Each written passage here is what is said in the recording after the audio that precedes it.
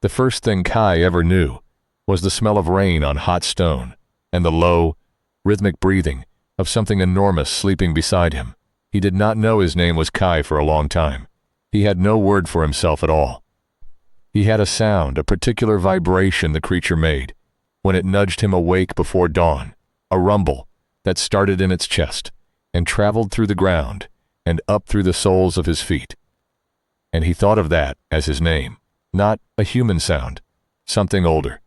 The island had no human name either. It rose from the Pacific like a bad memory, volcanic and green and ringed, reefs that shredded the hulls of ships that came too close. The charts called it nothing. The fishermen who passed at a respectful distance had 3 or 4 words for it, in 3 or 4 languages, all of them meaning roughly the same thing. Don't. The island kept itself. It was not interested in visitors. Its interior was a cathedral of ferns and thermal vents and bones. The bones of things that had been enormous once and were enormous again, because on this island the deep past had not quite finished dying. The island's ecology was not precisely Cretaceous or Jurassic or any other label that later scientists would spend significant energy arguing about. It was simply itself, a dense, layered, pressure-cooked ecosystem that had been isolated long enough to develop in directions the mainland had not.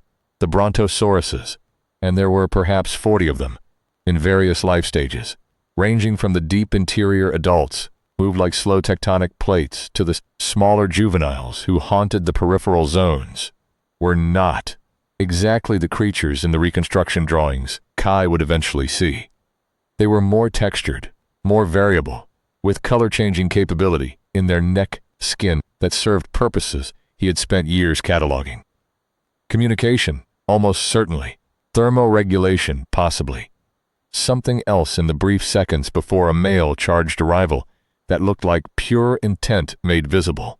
He had been watching and cataloging since he was old enough to hold things and mark with them. He kept his records in clay, in the long cave above the thermal spring on the island's eastern face. The cave was deep enough to stay dry in the wet season, and the thermal spring kept it warm, and over 10 years he had covered approximately 60 square meters of wall space with the pressed clay tablets he made, by rolling the mud from the spring into sheets and letting them bake against the hot rock. The system he had developed for organizing the tablets was, he would learn later, not completely unlike the filing systems human archivists developed independently in multiple cultures. Categories, subcategories, cross-references, indicated by matching symbols pressed into adjacent corners. A notation for certainty, observations repeated more than 5 times. A notation for uncertainty, things seen once that might have been misread. He was, without knowing it, a scientist. He had been a scientist since roughly age 5, because science was the only technology available to him, and the island demanded it. Kai was 10 years old when the sky first split open and the cosmic men came through. He was up in the Strangler Fig that overlooked the eastern tide pools, doing what he did most mornings, which was watching the ocean for things he hadn't seen before. He was a collector of small firsts, the first phosphorescent squid, the first shark with a notched dorsal fin, the first rain that fell from a sky with no clouds. He had no paper to write them down. He drew them in the clay near the hot springs and let the steam bake them hard. The ship came in low, very low, hugging the cloud ceiling. It made no sound he recognized, not the chug of fishing boats, not the drone of aircraft he'd seen twice in his life from a great distance. It made a sound like the island made when the deep vent beneath the caldera exhaled, a long, tonal groan that seemed to come from everywhere at once. The hull was dark, the color of a mussel shell in the shade, and it moved with a kind of heavy deliberateness that unsettled him even before he understood what it was. He flattened himself along the branch. Below the fig, half hidden in the ferns, Shen raised her head.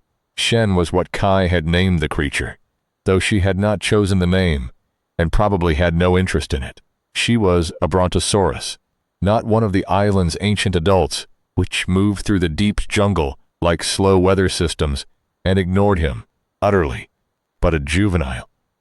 young enough that her neck was still more flexible than the adults, old enough that her footprints left craters in the mud.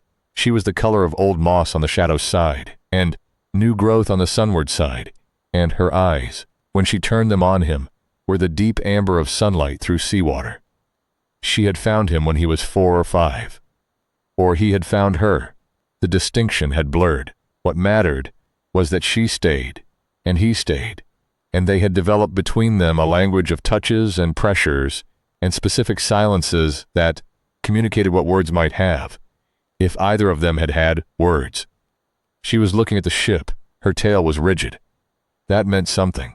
Shen's tail was almost never rigid. The ship descended behind the tree line to the north, and a sound came with the descent. A sharp crack, then a lower vibration that Kai felt in his teeth.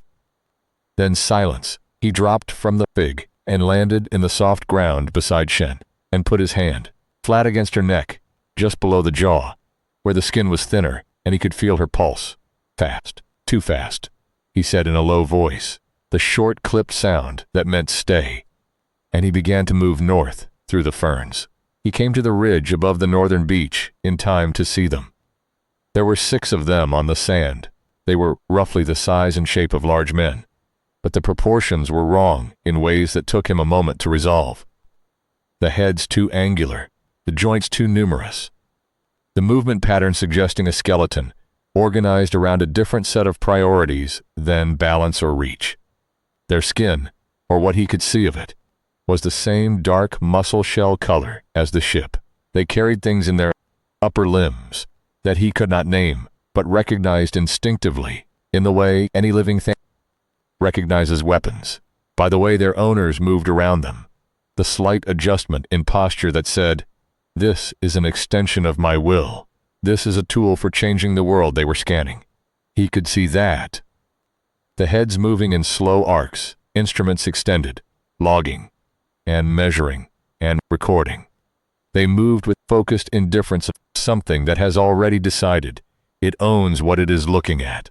He watched them for 20 minutes from the ridge before he fully understood what the indifference meant. It was not cruelty. Cruelty required awareness of the thing being wronged. It was not even calculation exactly. It was the specific orientation of something that has separated the universe into categories, and has been doing so for long enough that the category sorting happens below conscious attention. The island was a resource. The things on the island were either part of the resource or part of the obstacle. The gap between those categories and any experience he had of the world was absolute. He had met predators on the island whose indifference to his well-being was total and structural. This was different from that. A predator's indifference was functional. It didn't care about him, because his caring wasn't useful to its survival. These creatures' indifference was ontological. He simply did not exist as a category that required consideration.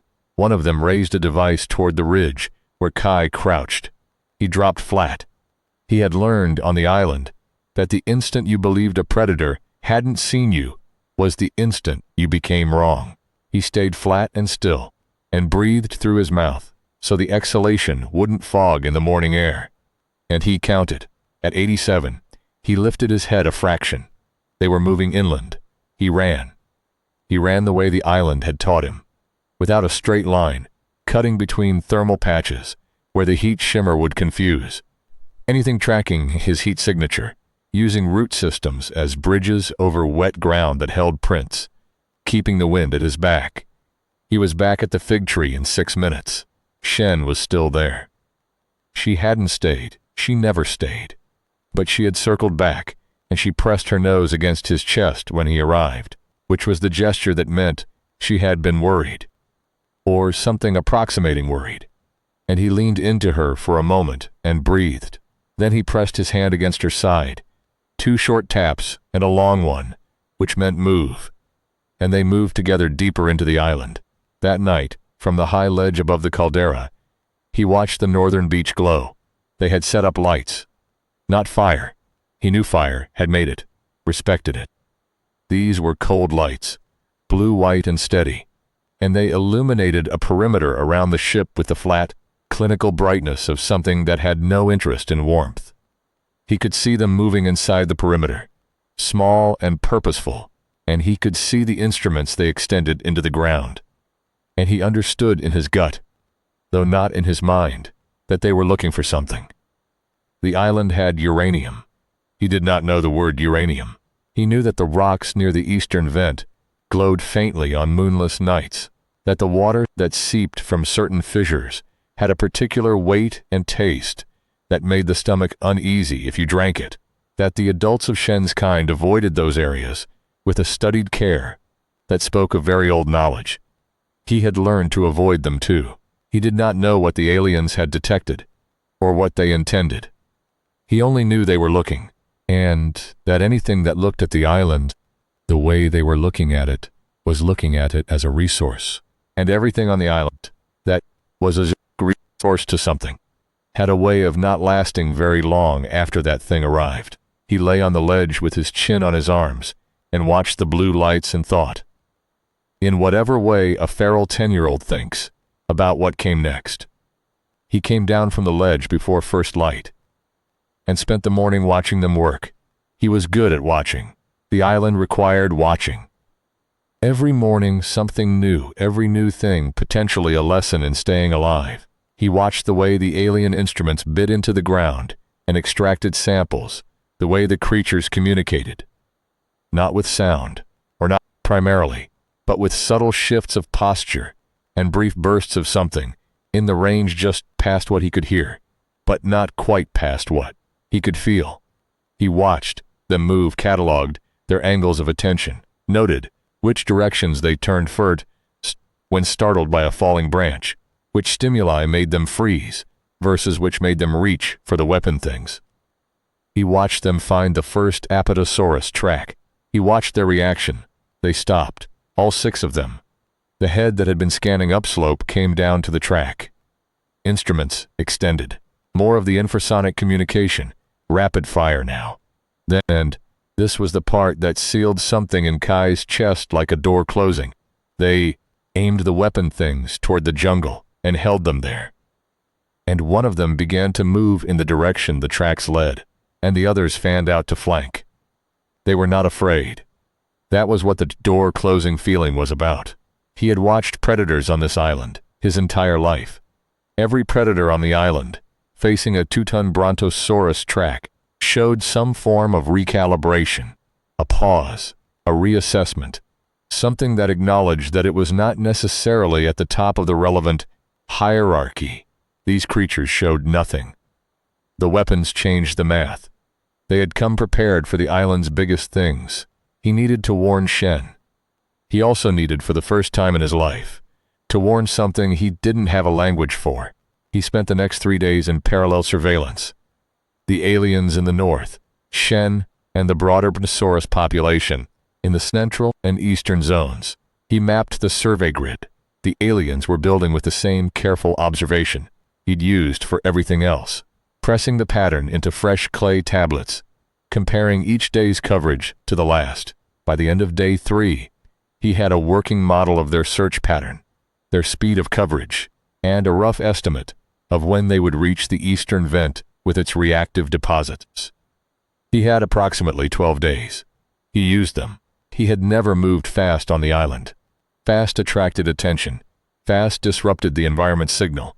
Fast was for emergencies.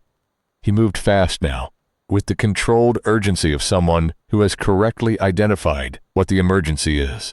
He relocated the most critical of his clay tablets from the eastern cave to a deeper interior location, not because he thought the aliens would find and read them, but because 10 years of careful record-keeping had developed in him a conservationist instinct about the work. He scouted the 7 approach corridors between the northern landing site and the eastern formation. He identified the 3 that provided the best ground cover, the 2 that had the most natural acoustic interference, and the eastern approach corridor, that ran directly over the primary fissure network. He had never done anything with the fissure network before except avoid it. He stopped avoiding it. He stood at the fissure edge on the 4th night and listened to the vent cycle and began to count. The ship came 3 weeks later. Not the alien ship. A research vessel, white-hulled and small by ocean standards, flying a flag he had seen twice before, at great distance, and filed as the kind of thing that preceded scientists and surveyors, and people who wrote things in notebooks. It anchored outside the reef, and sent a small inflatable boat through the gap, and the boat carried 4 people, 2 men in field gear carrying equipment cases, a woman in a field jacket with a camera around her neck, and another man who moved with the deliberateness of someone used to making decisions about where groups of people should go. Kai watched them from the tree line. They were not looking at the ground the way the alien creatures had been. They were looking at the island itself, at the ferns and the steam, and the way the light moved through the canopy. The way something looks at a thing it finds beautiful and alarming in equal measure. The woman took photographs. The man in front read a compass and compared it to a paper map, and then looked up with an expression that combined satisfaction and unease in proportions Kai recognized from his own reflection in the tide pools whenever he found something new and wasn't sure yet whether it was dangerous. He should have stayed in the tree line. He had never stayed in the tree line when he found something new. He stepped out. The reaction was immediate. The woman's camera came up, a reflex. The man with the compass took a step back, and then corrected himself and didn't. The second man in field gear reached for something on his belt and stopped when the first man, the decision-maker, raised his hand. They stared at each other across 20 meters of beachhead.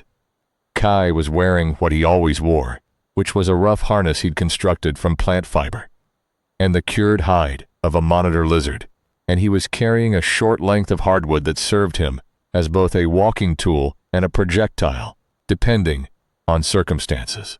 He was 10 years old and had never spoken to another human being, and had no way of knowing whether the sound that came out of him when he opened his mouth would constitute by any standard a word. What came out it was his name for the northern beach. It meant, in the private language he had developed partly from the sounds of the island, and partly from some deep linguistic sediment he didn't know was left over from the first year of his life, something like caution here. The decision-maker looked at the woman. The woman lowered her camera slowly. She said, in a language he had never heard, something that ended in an upward inflection, a question shape. He recognized the shape even without the content. He pointed north. He mimed the 6-legged scan and examine movement of the alien creatures, exaggerating the head swivel enough to be clear. He pointed to the weapon things with both hands, and then brought his hands apart fast in an explosion gesture. The decision-maker, whose name he would learn later was Dr. Liang Chen, looked at the woman again. This time she nodded. They didn't understand him, but they understood that he was trying to warn them about something, and that was enough. It was the beginning of a very long conversation. Dr. Chen was a geologist who had come to the island following anomalous seismic readings that no natural subsidence or tectonic shift adequately explained. His colleague, Dr. Park Soo-jin, was a xenobiologist who had until 48 hours ago never expected the xeno in her specialty to refer to anything other than life on Earth that was sufficiently strange to warrant the prefix. The woman with the camera was Mi-Ray, who was Dr. Park's graduate student, and had earned her place on the expedition by being willing to go when 3 senior researchers had declined. The fourth man was Sergeant Vasquez, who had declined to explain his institutional affiliation, but whose equipment cases contained things that were clearly not geological instruments. They made camp on the south beach, which Kai showed them was clear of the alien perimeter, by leading them there via route through the steam vents that left no ground-level track. He could not explain how he knew this. He had been reading the island for years. The island had taught him things he didn't have the categories to articulate. He watched them try to process him over those first days. He watched Dr. Park take careful notes while he demonstrated, with arrangements of sticks and stones on the beach, what he had observed of the alien creatures, their number, their behavioral patterns, the instruments they carried, the approximate boundaries of their search grid.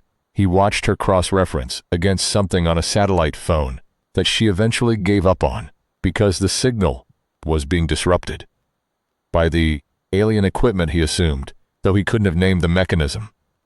He watched Dr. Chen compare the areas marked on Kai's stick map to the data on his seismic instruments, and then sit very still for a moment with an expression that meant understanding and dread, which Kai recognized because he wore it himself sometimes. He watched Mireille photograph at the Brontosaurus tracks, and then, on the second morning, photograph Shen herself. Because Shen had decided, with the characteristic directness of an animal that has never had a reason to fear anything on this island, to simply walk into camp and investigate the newcomers. The sound Mireille made when Shen's head came over the camp perimeter was something Kai had never heard from a human being before. A kind of involuntary gasp that stripped away all the layers of learned composure and left something raw and 4 years old underneath, and it made him feel, for the first time, something he didn't have a word for either. It might have been kinship. He showed them over 3 days how to read the island, which paths were safe, which steam vents to use for navigation, where the uranium-bearing rock formations were, and why to give them distance. He showed them, because Dr. Chen kept reaching for the geological samples he absolutely should not take from certain areas, why the ground around the eastern vent was a boundary he enforced with the specific firmness he used with Shen when she was about to eat something toxic. On the second evening, Shen put her head over the camp perimeter, while Dr. Chen was writing in his field journal, and Dr. Chen, who had not yet been properly introduced, looked up and found a brontosaurus face, approximately 2 meters from his own. He dropped the journal. He sat very still. He looked at Kai with an expression that communicated several things simultaneously: fear, awe, a profound recalibration of what he had expected from this field expedition, and the very human instinct, present in scientists more than most, to start observing before he finished being frightened. Shen regarded him with the calm amber gaze she used for things she had decided were not threats. Dr. Chen, after about 30 seconds, reached slowly into his pack and produced a pair of binoculars. He raised them toward Shen. Kai watched him observe the color patterns in her neck skin, the slight movement of her jaw, the way her eyes tracked, watched him reach for the journal he'd dropped, and begin writing without looking away. Something shifted between them in that moment. Not friendship exactly, not yet, but the specific mutual recognition that happens between two different kinds of scientists in the field, when one realizes the other has been doing the same work by different methods, and has been doing it longer. Dr. Park worked with a small translation device. Not good enough for the island's private language, but enough for basic intent. And between the device and Mireille's instinct for meaning through gesture, they developed a working vocabulary. It was thin and imprecise and left enormous amounts unstated, but it was functional. "How long?" Dr. Park asked, using the device, meaning, "How long has he been here?" He held up both hands and thought about it. Then he drew 10 lines in the sand. She looked at him for a long moment. "You fell from the sky," she said, more to herself than to him, and the translation device mangled it, but he understood the gesture she made. A hand dropping from above to below, then a question. He looked at the sky. He had a memory, the deepest and least reliable kind of falling, of cold water and the absence of air and something large and warm underneath him, of being held up, not by hands but by something broader, by a surface that breathed. He nodded. She wrote things in her notebook for a very long time after that. It was me who asked, on the 4th day, the question that had clearly been forming in all of them.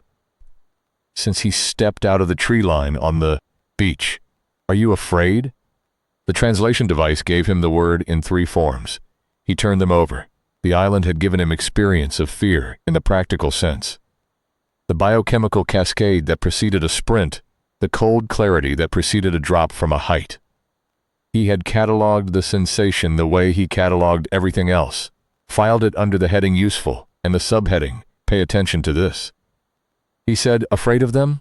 Afraid of all of it.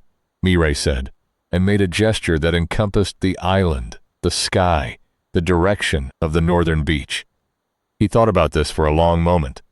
The island, he said carefully, is always trying to kill me. Everything on it. The water, the air, the animals. I am. He paused, searching, and found the word he wanted buried in the deep sediment, attached to a feeling he recognized.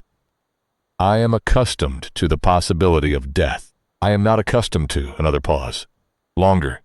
To something that does not see me. Mireille looked at him. That is its own kind of fear, she said. Yes, he said, and then, because it was true, but it is one I can work with. The attack came on the 6th night. Kai had known it was coming for 12 hours. The signs were in the island's behavior. The birds that roosted in the northern canopy had moved south in the late afternoon, not in the gradual dispersal that followed natural disturbances, but in the quick, purposeful movement that said something large and alarming was approaching. The adult brontosauruses, which were almost impossible to displace from their established ranges, had shifted westward, and had been pacing the camp perimeter since nightfall, with the rigid tail and flattened ears that were the specific combination, meaning threat, close, direction unknown. He had tried to communicate this. The translation device helped some. Sergeant Vasquez, to his credit, had responded immediately and practically. Equipment cases opened, perimeter lights dimmed, everyone off the beach and into the tree line within 30 minutes of Kai's warning. Dr. Chen had required convincing. How does he know? Dr. Chen had said, not unkindly, but with the particular skepticism of a man who trusted instruments more than animals. Dr. Park had said, the birds moved, the big ones moved. Ask your instruments how often that happens. Dr. Chen had checked his instruments. He had moved. The beam weapons hit the camp from the north at just past midnight. They were not what Kai had expected, and he had not known what to expect. The aliens had only ever demonstrated the weapons on static targets, on rock faces and tree trunks, testing range and penetration. What they showed on living targets was different in quality.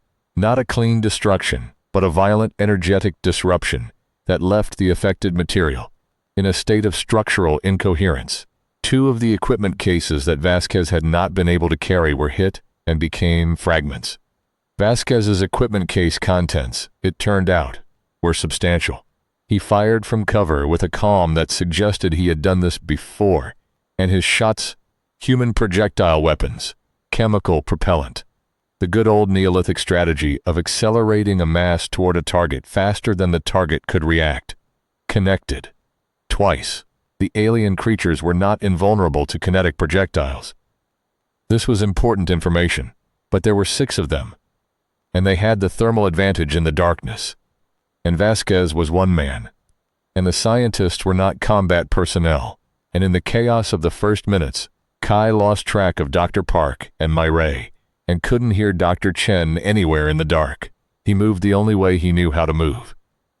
Fast and without a straight line, and using the specific topography he had spent 10 years memorizing, the root bridges and the thermal shimmer zones, and the places where the canopy was thick enough to disrupt any overhead tracking.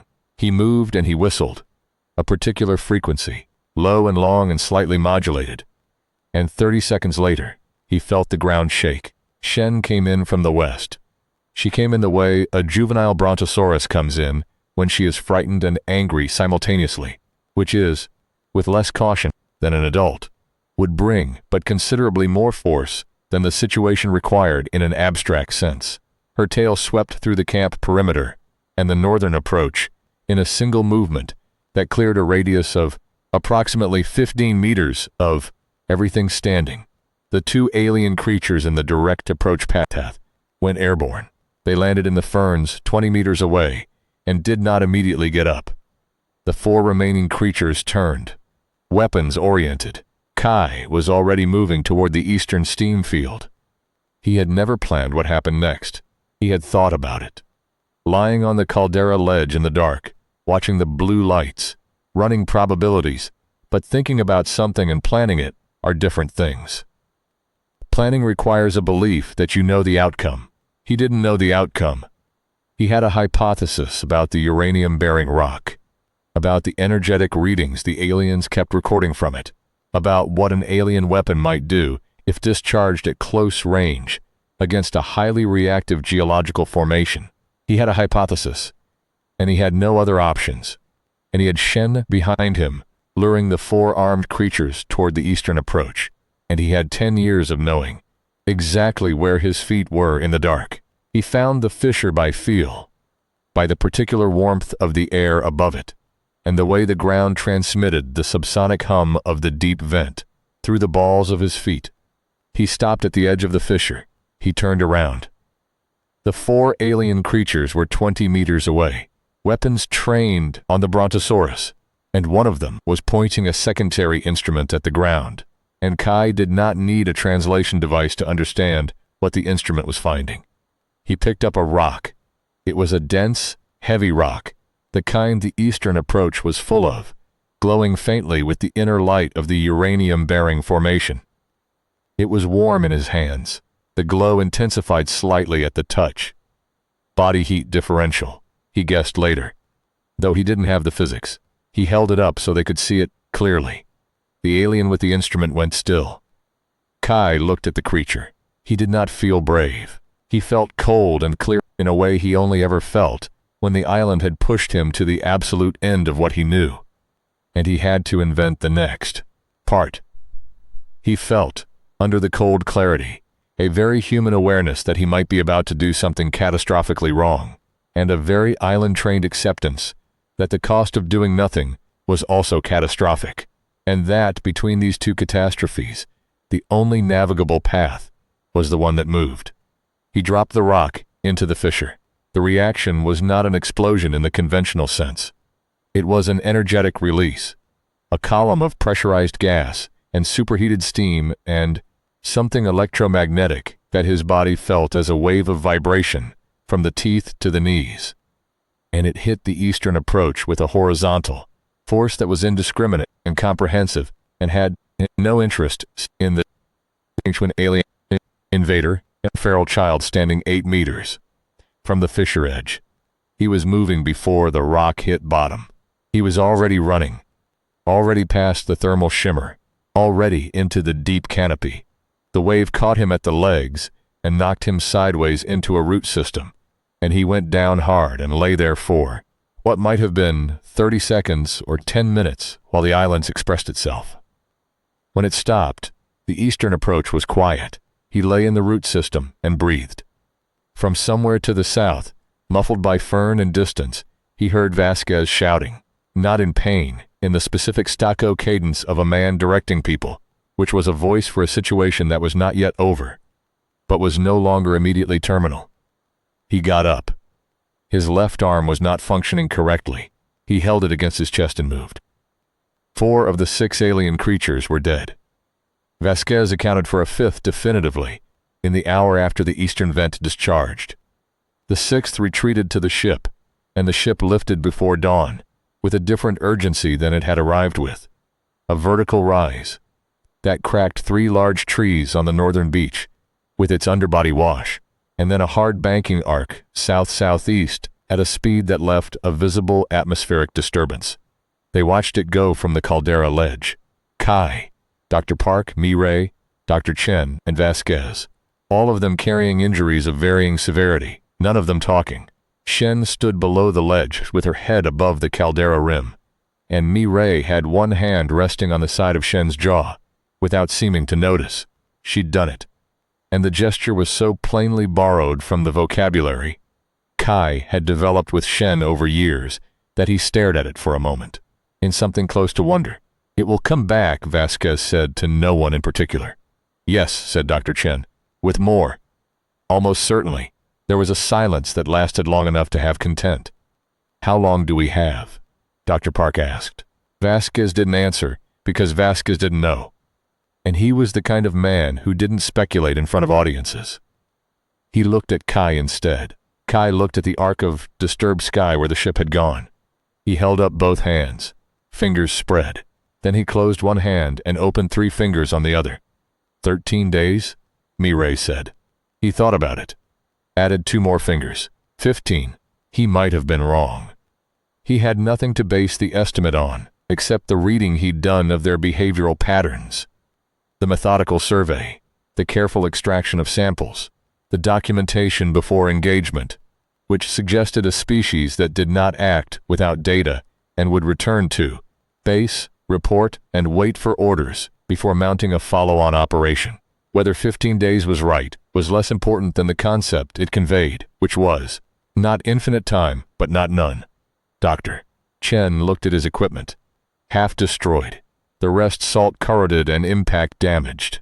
He looked at his satellite phone, which had been going through a power cycle every 40 minutes since the alien ship arrived and disrupting any signal. He looked at Kai. "Can you help us fix the phone?" Kai had never seen a satellite phone. He had also never seen 1,000 things that he understood intuitively because of the island's long education in cause and effect.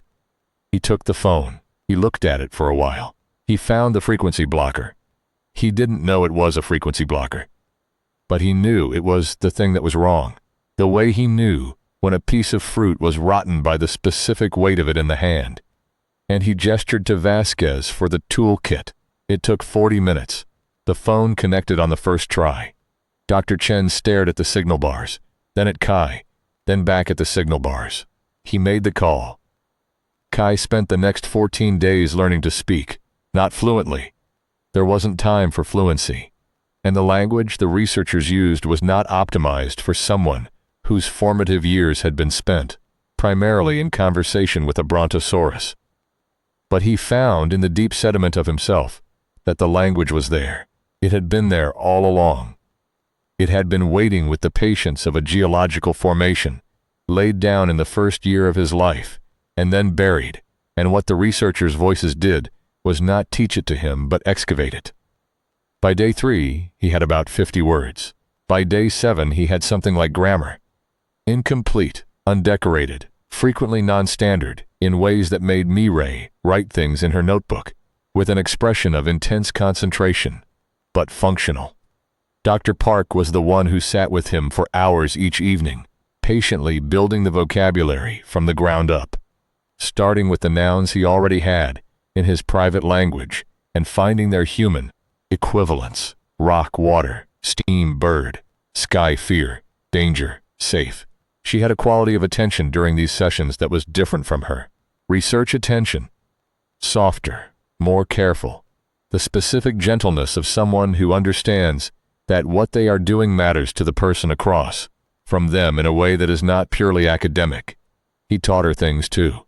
The island's vocabulary for geological phenomena that human science hadn't needed to name, because humans hadn't spent a decade living inside them. The 7 different thermal gradients, each with a distinct sensory signature. The 30-odd behavioral states of the adult brontosauruses, each with predictive implications for what the next hour's weather or terrain would do. The particular quality of silence that preceded the ground tremors. She wrote all of it down in her notebook, and the notebook was the first time he understood what writing was for. Not just record-keeping in clay, but communication across a distance, the ability to put what you knew into a form that other people could carry. He wanted to write.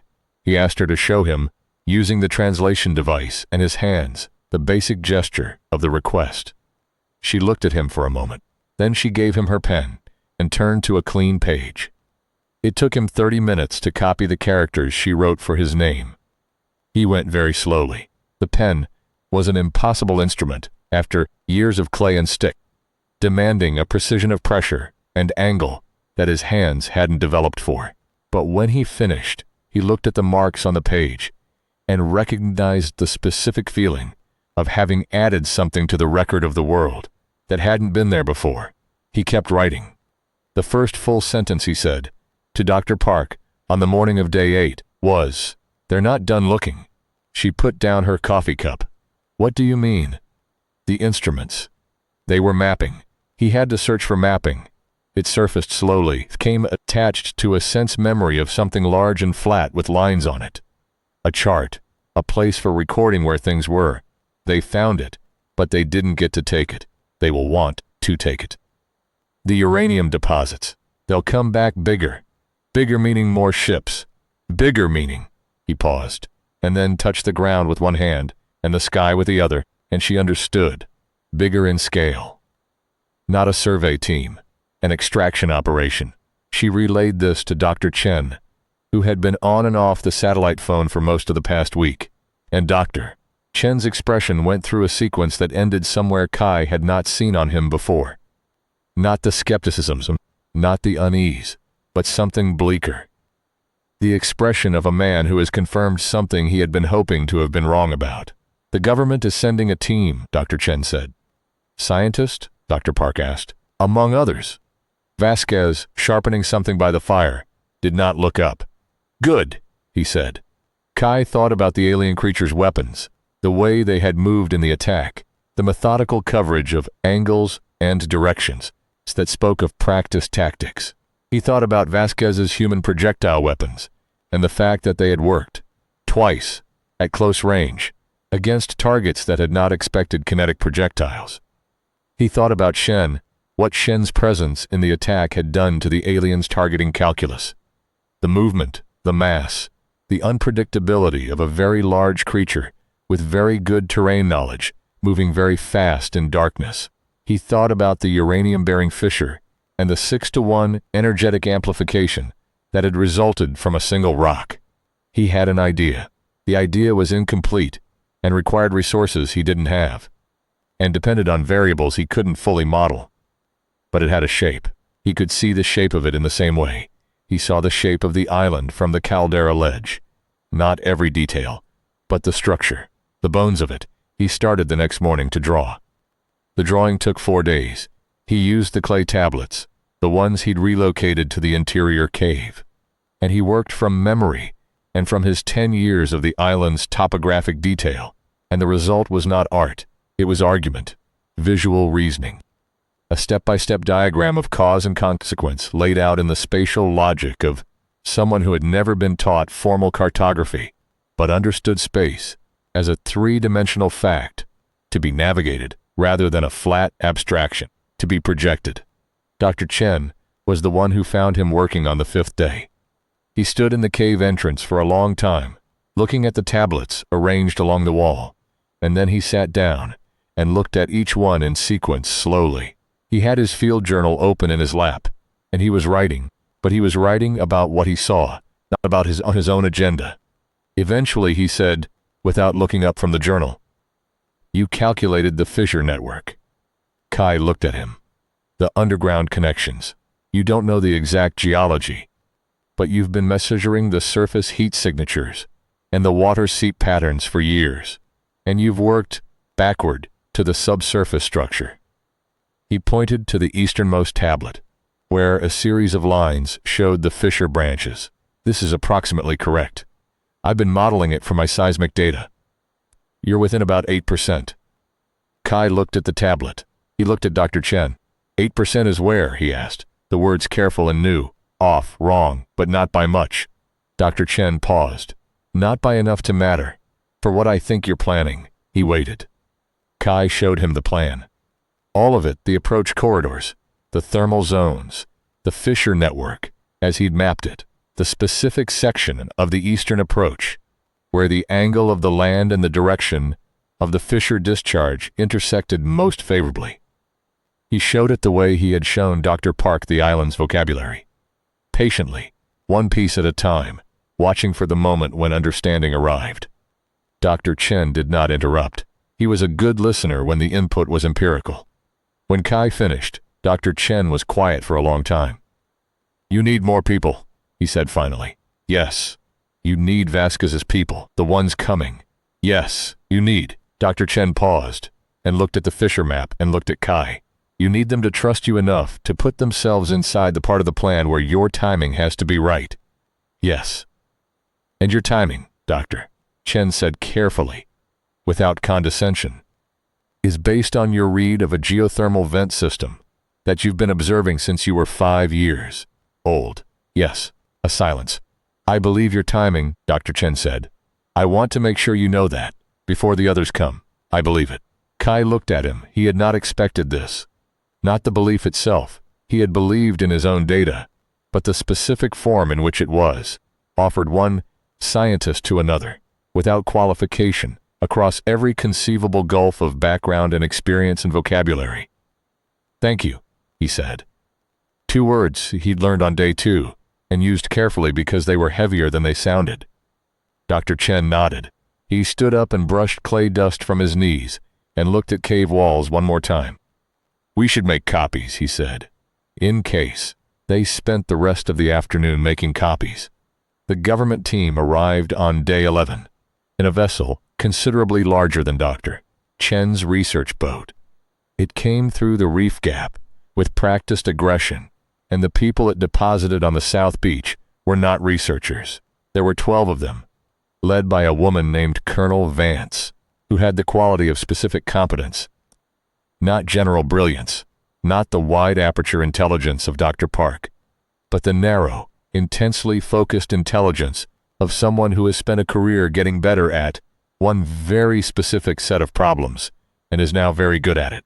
She assessed Kai in 4 seconds, flicked her eyes to Vasquez with a question in them, and Vasquez gave her a single nod that communicated, in the private language of people with shared institutional context, that the assessment should be revised upward.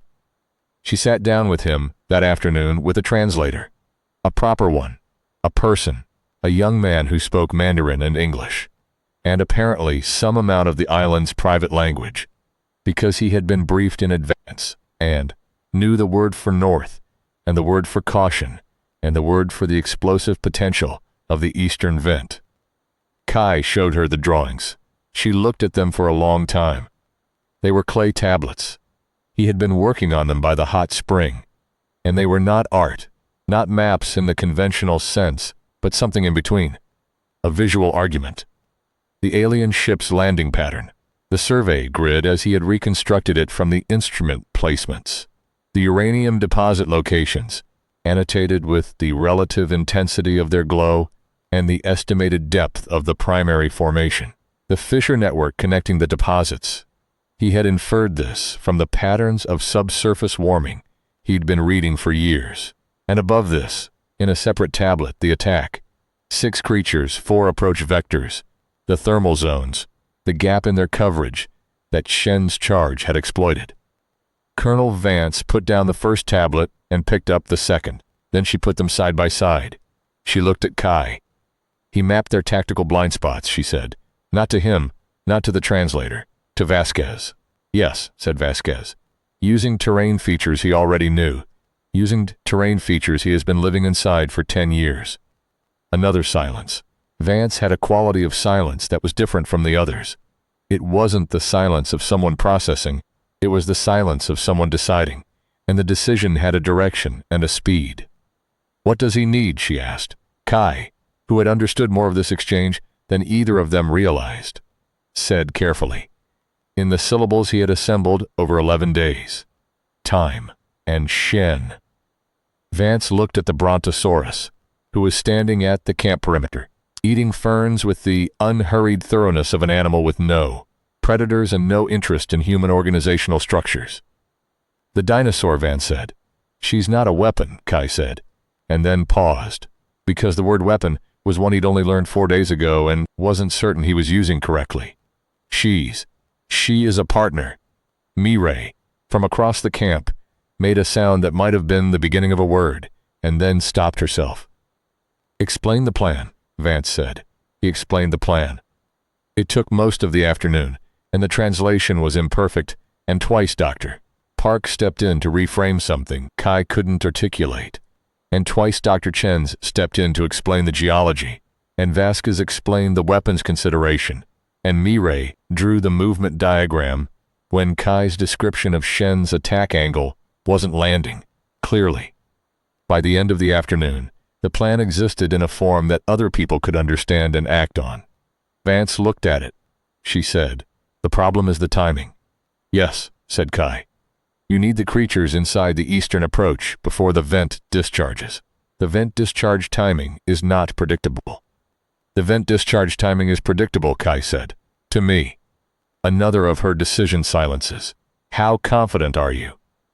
He looked at the caldera at the column of steam that had been rising in the particular rhythm. It rose in every 11 to 13 hours at the color of the steam, at the way the birds along the eastern canopy edge were sitting. 7 hours from now, he said, plus or minus 40 minutes. Dr. Chen looked up from his instruments. He said very quietly, "His estimate is consistent with my readings." Vance said, "All right." She put the plan on the table. Metaphorically, he didn't have a table. The plan was in clay, and she picked it back up as her own, which was what good commanders did, with good information from any source, and she started giving orders. They had 4 days. Kai spent them doing what the island had always required him to do, which was learn and adapt very quickly. The military team had equipment he'd never seen. Communications devices, rangefinders, a class of weapon significantly larger than what Vasquez had been carrying, and a substance that Dr. Chen looked at once and then walked away from, which Kai recognized as a reaction to something whose implications he didn't want to have.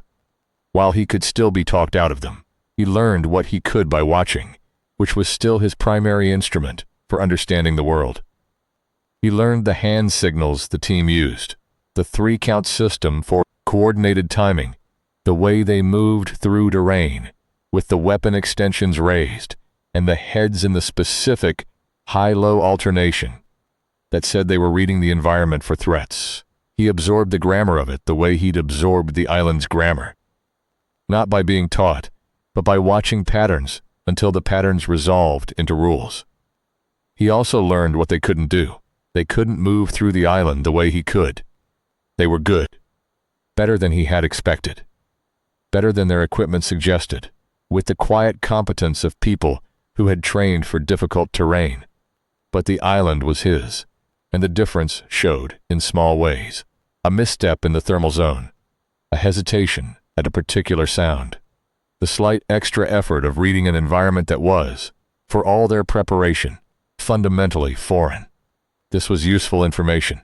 It told him where he would be indispensable and where he would be redundant, and it helped him focus. He trained with Shen. This was not, strictly speaking, something you could do with a brontosaurus. Shen was not a soldier or a trained animal or a tool. She was an individual with a disposition and a very strong sense of her own preferences, and she had chosen, for reasons he had never fully understood, to include him in the category of things she cared about. What he could do was show her approach patterns, the specific sound he would make when he needed her to move, the areas of the terrain he wanted her to cover. He showed her with gesture and pressure, and the vocabulary of physical suggestion they'd spent years developing, and she attended to him the way she always attended, which was with the calm completeness of a creature that had decided he was worth listening to, and he had to accept that whatever she did with the information was her choice, not his directive. On the third night, alone on the caldera ledge, he sat with his arm now properly splinted, Mirei's work, careful and precise, and looked at the eastern vent and thought about the alien creatures, and their weapons and their certainty. They had come to the island with no doubt, no hesitation. The universe, as far as they were concerned, was organized into things that were useful and things that were obstacles. And the island was useful, and the things that lived on it were, at best, obstacles, and the obstacles were a problem to be processed. He understood this worldview because the island had given him a partial version of it. The island asked you to be practical, to prioritize function over sentiment, to understand that the hierarchy of needs was non-negotiable. He had eaten things he'd named. He had made tools from animals he'd grieved. The difference was that the island had also given him Shen. Shen, who had nothing to gain from caring about him. Shen, who was not built by evolution for the kind of cross-species attachment that had clearly developed between them, who had chosen it anyway with the unself-conscious directness of an animal that doesn't calculate the cost of what it gives. The island was brutal, and it was also, in this specific way, generous. And the generosity was the part the alien creatures hadn't mapped. They had mapped the uranium. They had mapped the biology. They had not mapped the cooperation, because cooperation between a feral human boy and an infant brontosaurus was not a variable their instruments had been designed to measure. He lay on his back on the caldera rock and looked at the sky, which was very clear and very full. And he thought about what Dr. Park had told him about the other points of light up there. Some of them had worlds around them. Some of those worlds had things that lived on them. Some of those things had, at some point, built ships.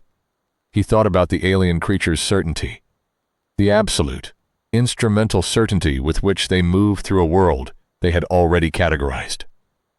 And he thought about what it would take to shake that certainty, not to defeat it. He had already once defeated it, and they were coming back to shake it, to introduce into the categorization scheme a variable it hadn't accounted for. The variable was not stubbornness.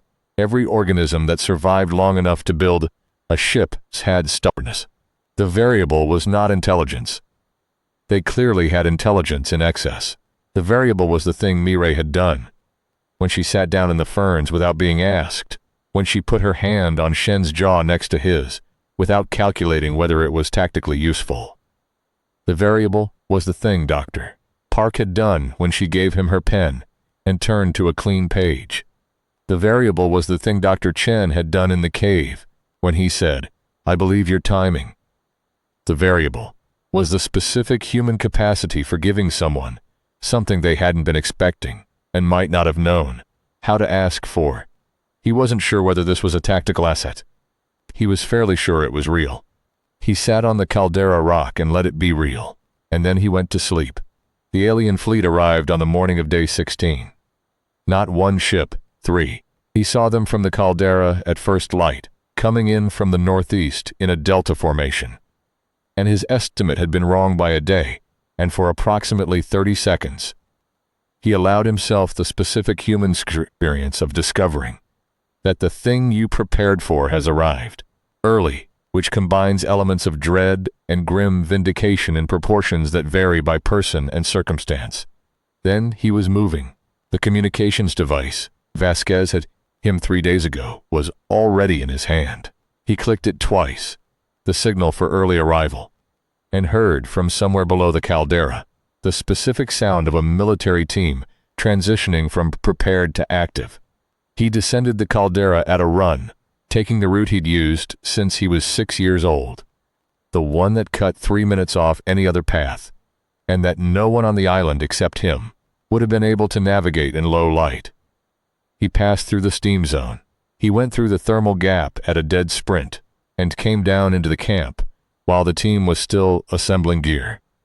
Vance was already standing. She looked at him. 1 day early, yes.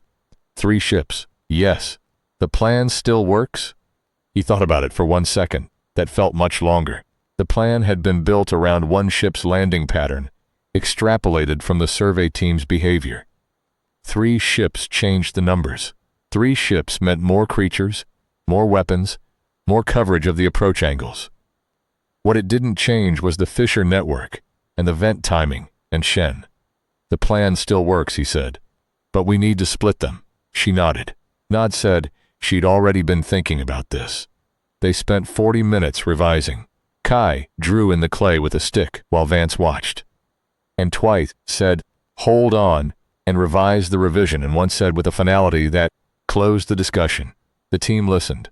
Dr. Chen stayed out of the way. Dr. Park helped once by identifying the secondary Fisher line that Kai had mapped but hadn't fully incorporated, and the identification changed the shape of the split channel approach in a way that made Vance say, "Good," with the specific brevity that meant she was pleased. Mireille said nothing.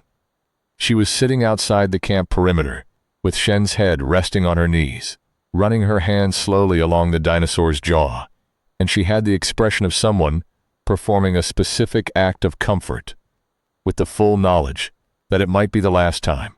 Kai saw this. He went over and crouched beside her and put his hand on Shen's jaw next to Mireille's hand, and for a moment, all 3 of them were still, in the particular way that living things go still when time is short, and words are insufficient, and the only honest thing to do is be present.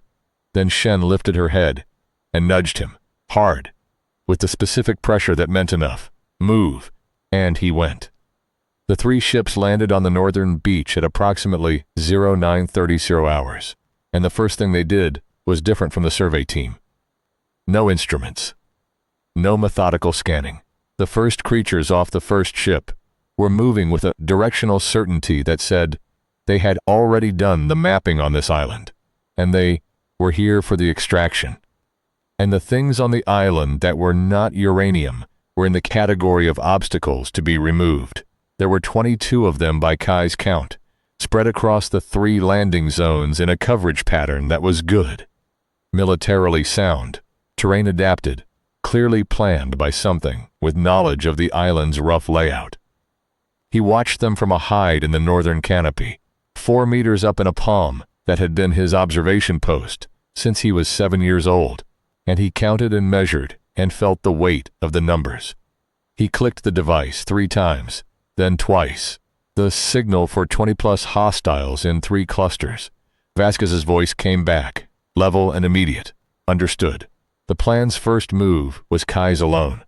He dropped from the palm to the root bridge and moved north at speed, parallel to the approach path, using the thermal shimmer to break his profile. He needed to get ahead of the leading group, into the corridor between the northern approach and the eastern vent.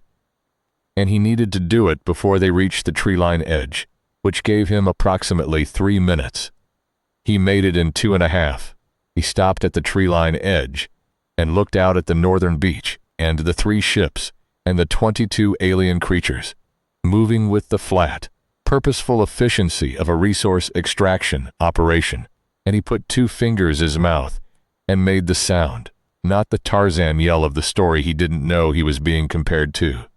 Something more specific, a low, rising 2-toned whistle that he'd been using with Shen since he was 6 years old. And that meant, as precisely as any sound in their shared vocabulary could mean anything, come toward me, fast from the west. He waited 2 seconds. Then he stepped out of the tree line. He stood in the open, visible approximately 40 meters from the leading alien cluster. They saw him. The reaction was the reaction he'd been counting on. Not fear. They didn't do fear of individual humans, but the particular targeting orientation of something that has identified an obstacle and is transitioning to obstacle removal mode. The leading 4 creatures oriented on him. Weapons came up. He ran east. He ran directly east along the northern approach corridor, which was the geologically interesting part of the island's northern slope, the part with the highest concentration of reactive rock, and he ran as fast as he had ever run in his life, which was very fast, because the island had been conditioning him for exactly this kind of movement for 10 years. Behind him he could feel, actually feel through the ground, the vibration of the alien creatures in pursuit, heavier than him, faster in short bursts, but not over broken terrain.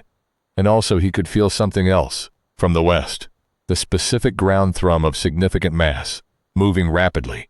And he did not look back, because looking back was a luxury for people who had more time than he did. The pursuit entered the corridor at exactly the point he needed. From the south, Vance's team opened up from the secondary fissure line, which gave them an elevated crossfire angle into the eastern approach that the alien landing coverage pattern hadn't fully accounted for.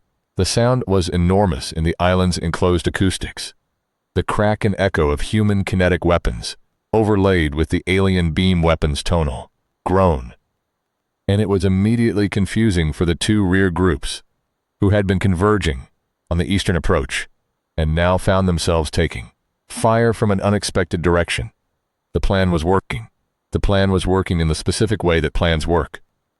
Not perfectly, not as designed, but in the approximate shape of what had been intended, bending around the variables that hadn't been fully modeled. Shen came in from the west. She came fast and without hesitation, and at full adult-adjacent size she was, when running, less like an individual animal than like a geological event, a directed displacement of terrain, everything in her path becoming either part of her trajectory or moved laterally. She hit the eastern corridor entrance at a run, and she did not slow down. The alien creatures in the corridor had not anticipated the Brontosaurus. This was the gap in their mapping. You can prepare for human resistance. You can prepare for military weapons. You can prepare for difficult terrain. You cannot fully prepare for the tactical implications of a creature that is bonded to the terrain's primary defender, and will, when he makes a specific two-toned whistle, run toward danger without hesitation because she has decided that is what she does. Kai was at the fissure edge. Behind him, Shen, carving through the corridor, scattering the alien cluster. Behind the cluster, the military team's crossfire, coordinated on the 3 count. Above, the specific quality of steam from the eastern vent that said the pressure cycle was completing, that the 11 to 13 hour estimate was now sub 30 minutes, that the window was closing. He looked at the fissure. He reached into the satchel he'd made 3 days ago from plant fiber and monitor lizard hide, the satchel that contained 6 pieces of the reactive rock from the eastern formation, the warmth of them pressing through the hide into his palm. He looked at the corridor. He counted the alien creatures visible through the steam. 12 in the corridor. 10 still in the rear groups, still engaged with Vance's team. 12 was enough. He took the rock, he said loudly, in the voice he used when he needed Shen to hear him over the island's ambient noise. Back. Shen heard him. Shen turned, and the turn of a creature that size in a corridor that width is its own event, a demolition of ferns and a cloud of disturbed earth. And she moved back, west, out of the corridor, with a speed that suggested she understood the urgency, even if she couldn't understand the mechanism. The alien creatures in the corridor hesitated. In the hesitation, Kai dropped the first rock into the fissure, then the second, then the third, 4, 5, 6, as fast as he could pull them from the satchel, as fast as his arm would move. The arm that was still not fully recovered from the first engagement, and was sending him very clear signals about its structural situation, and he ignored the signals the way the island had taught him to ignore pain, with respect and a plan to address it later. The rocks hit bottom. He was already running. Eastern Vent's discharge was not exactly like the first time, because the first time had been a single rock, and this was 6, and the difference in scale was not linear. It was not an eruption in the geological sense. It was a directional pressure release, a column of superheated gas and electromagnetic discharge moving upward and outward along the fissure line. And the corridor was the fissure line. The 12 alien creatures in the corridor were inside the discharge radius. Kai was not, by a margin that he estimated at 15 meters, and that turned out to be approximately 11, which was close enough, and also the most frightening thing that had ever happened to him on an island, where frightening things were the primary curriculum. He went down in the ferns and covered his face and felt the wave go over him. And then there was silence. A real silence. The island silence, not the absence of sound, but the specific quality of sound that follows a large event, when everything that was moving has stopped to assess. He lifted his head. The corridor was empty. The remaining 10 alien creatures in the rear groups retreated to the ships. Before Vance's team could close the engagement, 2 ships lifted within 3 minutes of the vent discharge, moving with the same vertical urgency as the single ship a week and a half ago, the urgency of a force that has encountered an outcome it did not model and is recalculating. The 3rd ship sat on the beach for an additional 4 minutes, and during those 4 minutes, something happened on it that Kai couldn't see, and then it too lifted, and the 3 ships formed a ragged delta formation and went northeast at speed. He watched them go. He was sitting in the ferns with his back against a root, his arm pressed against his chest. Shen's head lowered to the ground beside him, her amber eye regarding him with the specific quality of attention she reserved for the moments when he had done something that had required everything he had.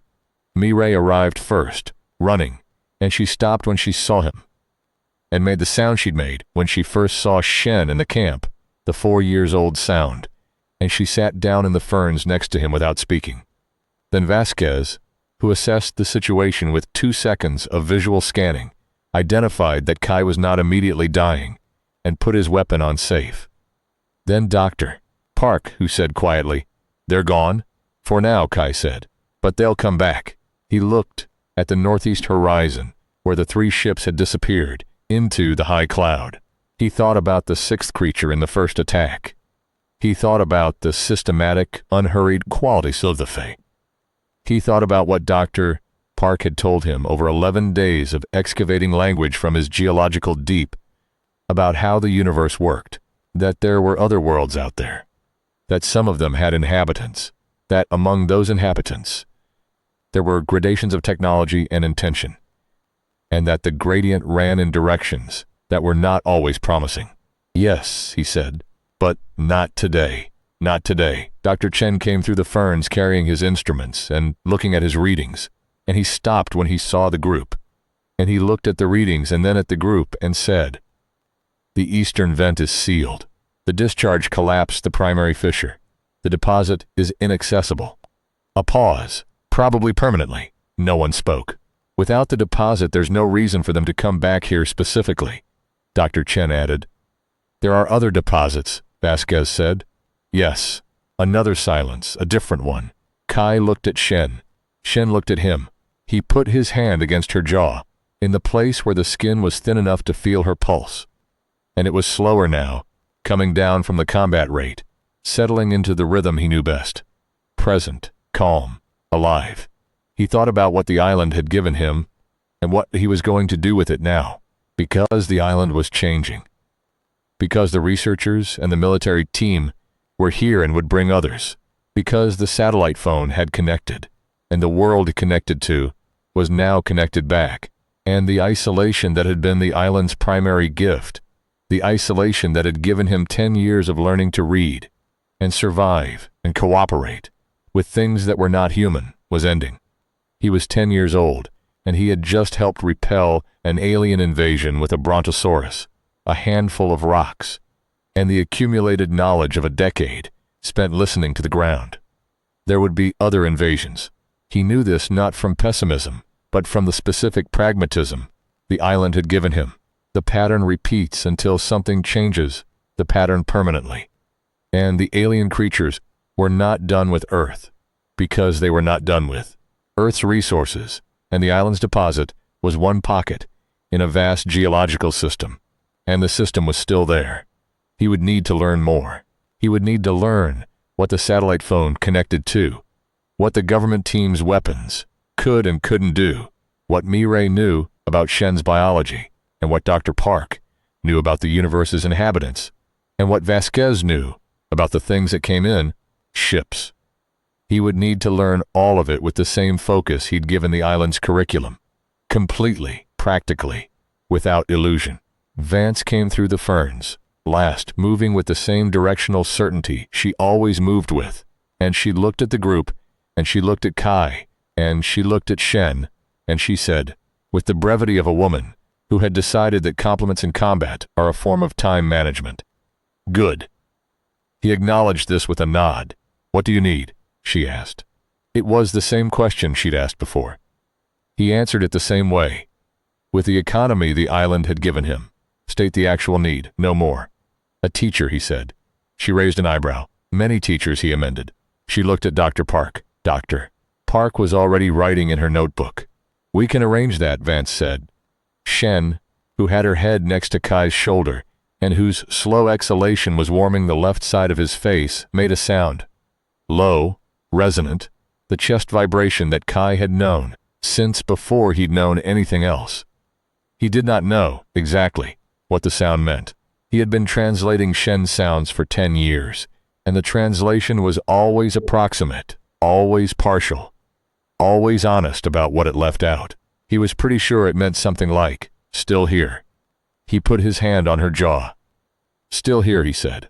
The island steamed and breathed around them, and the alien ships were specks at the limit of vision, and the sky above the caldera was the particular pale blue of a morning that had not yet decided what kind of day it was going to be, and Kai sat in the ferns with his dinosaur and his found family and waited to find out. The pattern would repeat. something would have to change the pattern permanently. He was planning on it. Epilogue. 40 years later, the lecture hall at the Planetary Defense Institute held 400 students and was full every Tuesday and Thursday morning, which was unusual for an 8 a.m. session, and spoke either to the quality of the instruction or to the specific cultural gravity of the person delivering it.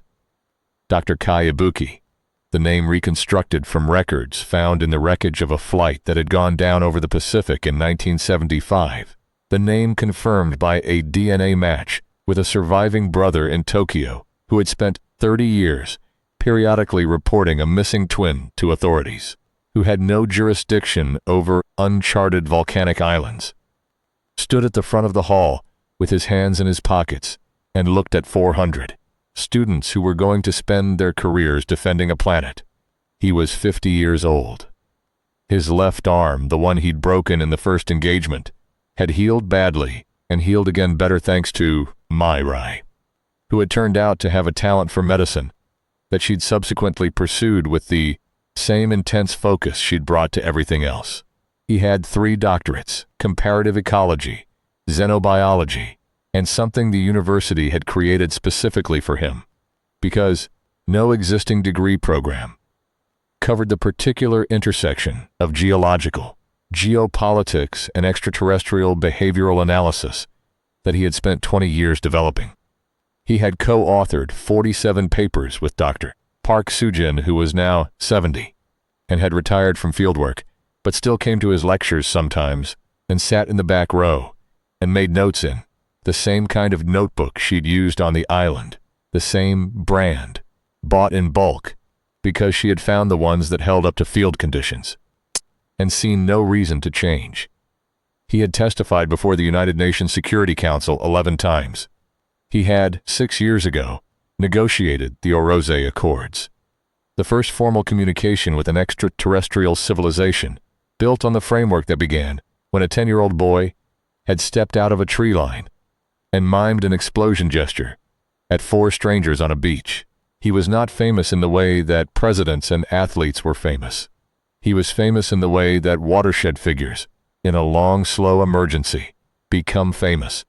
Widely known in the community that lived inside the problem, understood by general populations in a rough way that stripped out most of the nuance. Occasionally the subject of films that got the details wrong in ways that he had stopped correcting, because the corrections took longer than the plale. Films. The thing the films consistently got wrong was they made Shen a weapon. They made her a vehicle, a battle mount, a loyal war beast executing her master's tactical vision. He had corrected this version more times than he could count, in more forums, and with more specificity than any topic in his career. And it kept coming back because the weapon version was a better story in the specific sense that it was simpler and required less from its audience. The truth was that Shen had been a partner. The truth was that on a Tuesday morning when he was 43 years old, Shen had died of old age in the interior of the island, near the hot spring where he kept his clay tablets, and he had sat with her for 3 days before he'd been able to leave. And the grief was not the grief of a man losing a tool, but the grief of losing someone who had known him before he knew himself. He had not given a lecture for a month after that. He had gone back to the island and spent 2 weeks in the cave, above the thermal spring, with the clay tablets, the ones from his childhood, and he had looked at the juvenile Brontosaurus drawings from when he was 5 or 6, simplified, the proportions wrong, the confidence of a child who draws what they mean rather than what they see. And he had understood something he'd been circling for 40 years. The drawings were not records of an external phenomenon. They were records of a relationship. Every tablet from those early years had the same orientation. The Brontosaurus in the center, the world arranged around it, not because the Brontosaurus was the most important thing in the world, but because it was the lens through which he read the world. Shen had not been a feature of his environment. She had been, in a very precise sense, the instrument with which he had learned to see. He had come to the PDI 4 years later, after a period of thinking that his colleagues had variously described as a retreat, a sabbatical, and in one case a full stop, and he had proposed the course that was now required for every first-year student. The cooperation problem. The argument of the course was simple, though it took a semester to unpack properly. Human survival in a cosmos that contained aggressive, technologically superior civilizations depended not on matching their technology, which was, by definition, likely to remain ahead of human development for significant periods, but on deploying the specific capacities that those civilizations had not developed or had developed and abandoned. The capacity for cross-category cooperation, the capacity to form functional bonds with entities outside one's own species, culture, or ontological category, the capacity to be changed by contact with the genuinely alien rather than merely processing it as data. This was not a philosophical argument. It was an empirical one. He had the evidence. He had 40 years of behavioral data on extraterrestrial civilizations, and the single consistent variable in the ones that had declined military engagement with Earth in the decades since the first contact was not fear of human weapons. Humanity's weapons were, by any relevant measure, modest, but something that the xenobiological literature had begun calling ontological complexity. The recognition that dealing with Earth meant dealing with something that didn't fit the category models, something that kept producing unexpected variables, something that required more processing than the expected return justified. The unexpected variables were almost always the cooperative ones, the bonds that crossed the lines the aliens had drawn around categories. The Orcs Accords, he said to 400 students at 8 in the morning, standing in the particular way he stood when he was about to say something he'd been building toward for 50 minutes, were not signed because we demonstrated military parity. We are not militarily equivalent to the Orcs. We are not close. The Accords were signed because, after 18 months of direct communication, the Orcs encountered a negotiating team that included a xenobiologist, a geologist, a military officer, a graduate student who had become a physician, and the former commander of a classified rapid response unit, all of whom had, between them, a set of cooperative relationships and cognitive flexibility that the Orcs' modeling systems could not resolve into a stable prediction. They could not predict what we would do next, not because we were irrational, but because we were, in ways that do not map cleanly onto their frameworks, genuinely cooperative, not strategically cooperative, actually cooperative. The distinction matters to them in ways it might not immediately matter to you. He paused. The lesson I want you to take from this course, not the only lesson, but the one I want you to still have in 20 years, is this. The most defensible thing about humanity is not our stubbornness, which we have in abundance. It is not our ingenuity, which is real. It is the specific, verifiable, empirically documented fact that we form bonds across the lines that others draw. We bond with things that are not us. We have been doing this since before we were fully human, and we do it with the same mixture of clumsiness and commitment that we bring to everything, and it has saved us more than once, and I believe, I am professionally, empirically prepared to argue that it will save us again. He looked at the hall. He thought about a 10-year-old boy in a strangler fig tree, watching a ship come in low over the cloud ceiling.